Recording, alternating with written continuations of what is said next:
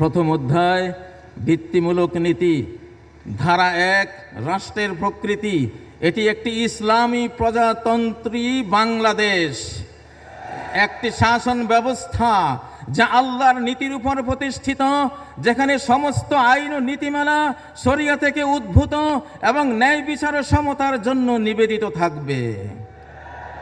ধারা 2 রাষ্ট্রের লক্ষ্য আল্লাহর সার্বভৌমত্ব রক্ষা করা। 2 সকল নাগরিকের মর্যাদা এবং অধিকার নিশ্চিত করা।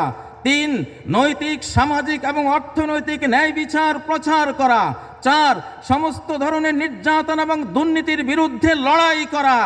5 বৈশ্বিক ইসলামী সম্প্রদায় অর্থাৎ উম্মার মধ্যে ঐক্য প্রতিষ্ঠা করা। ধারা 3 নির্দেশনামূলক নীতি, রাষ্ট্র পরিচালিত হবে আল্লাহ ও তার রাসূলের প্রতি সম্পূর্ণ আনুগত্যের ভিত্তিতে। 2 বিদেশি আধিপত্য থেকে স্বাধীনতা বজায় রাখার উপর। 3 নৈতিক শাসন, জবাবদিহিতা এবং স্বচ্ছতার উপর। 4 শিক্ষা এবং বৈজ্ঞানিক উন্নয়নকে উৎসাহিত করার উপর। আমরা রাজি? কারা কারা রাজি একটু হাত তুলুন। আপনারা কি এই সংবিধানকে ভোট দিচ্ছেন? ডাক্তার ইউনূস সাহেব, জনাব ওয়াকারুজ্জামান সাহেব, দেখে নিন আমাদের জনতা এই সংবিধানকে সমর্থন দিচ্ছে, এই সংবিধানকে ভোট দিচ্ছে। ধারা 4 আমরা একজন সর্বোচ্চ নেতার সুপ্রিম লিডার প্যানেল করব।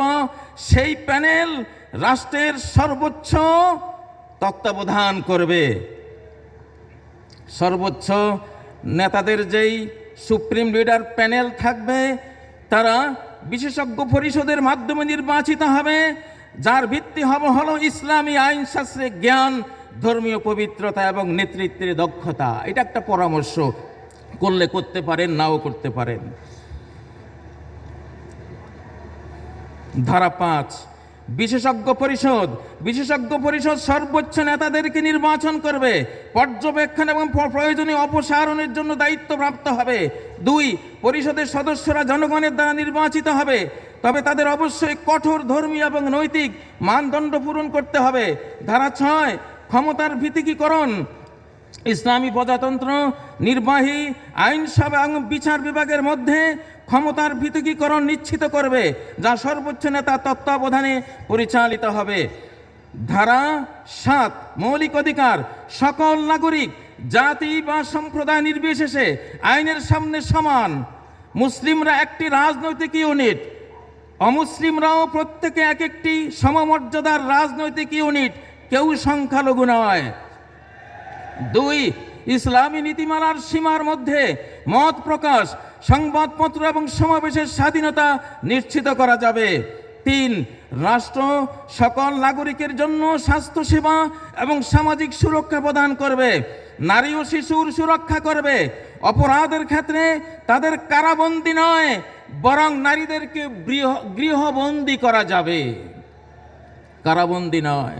বা আমসিকুহুন্না ফিল বুয়ুত, নারীদেরকে গৃহবন্দী করো, কারাবন্দী নয়। পারিবারিক সমস্যার ক্ষেত্রে স্বামী স্ত্রীর উভয়ের বংশের বিচারক নিয়োগ করা হবে, কোরআনিক বিধান। ধারা 8 নাগরিকের দায়িত্ব। নাগরিকদের ইসলামের মূল্যবোধ এবং সংবিধান রক্ষা করতে হবে। জাতীয় উন্নয়ন এবং প্রতিরক্ষায় অংশগ্রহণ করা সকল নাগরিকের বাধ্যতামূলক দায়িত্ব হবে। একটু ঠান্ডা হয়ে গেছেন? ঠান্ডাটা দীর্ঘস্থায়ী ঠান্ডা ইনশাআল্লাহ। আমি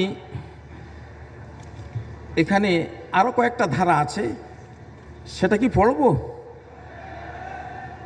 ধারা 9 সশস্ত্র বাহিনীর তত্ত্বাবধান।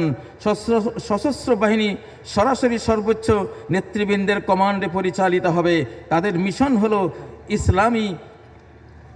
ইসলামী প্রজাতন্ত্রের স্বাধীনতা এবং ভৌগোলিক অখণ্ডতা রক্ষা করা এবং এর নীতিমালা বজায় রাখা। আসলে যাই হোক, 31 তারিখ অনেক যেহেতু প্রস্তাবনা আসবে, তা আমরা একটা দিয়ে দিলাম ইনশাআল্লাহ। এটা আমরা মনে করি ইসলামই হলো আগামী বিশ্বের লিডিং পয়েন্টে থাকা একটি বিশ্ব বা নিউ ওয়ার্ল্ড অর্ডার এটা হবে ইনশাআল্লাহ। ধর্মীয় নেতৃত্ব এগিয়ে আসছে সারা বিশ্বে, বাংলাদেশে, সিরিয়ায়, আফগানিস্তানে এবং আমরা দেখছি ফিলিস্তিনে, আমরা দেখছি সারা বিশ্বেই ধর্মীয় নেতৃত্ব এগিয়ে আসছে। অতএব ধর্মের বর্মে সুরক্ষিত থেকে আকাশের